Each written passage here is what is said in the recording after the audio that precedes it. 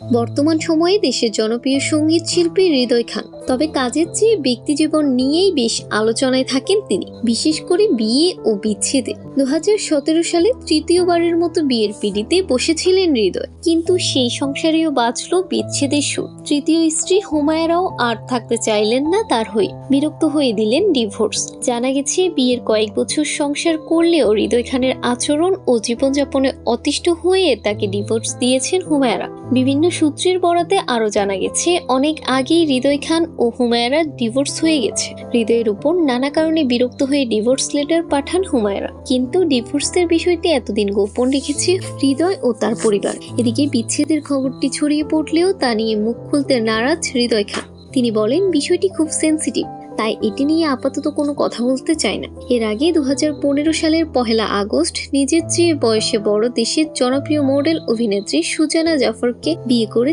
চারদিকে হইচই ফেলে দিয়েছিলেন হৃদয় খান, কিন্তু 1 বছর পূর্তির আগেই 2016 সালের 6 এপ্রিল ডিভোর্স হয়ে যায় তাদের। বিচ্ছেদের 1 বছর পার হতে 2017 সালের 10 সেপ্টেম্বর পারিবারিক আয়োজনে হুমায়রাকে বিয়ে করেন হৃদয়। কয়েক মাস পর রাজধানীর একটি 5 তারকা হোটেলে তাদের বিবাহোত্তর সংবর্ধনার আয়োজন করা হয়েছিল।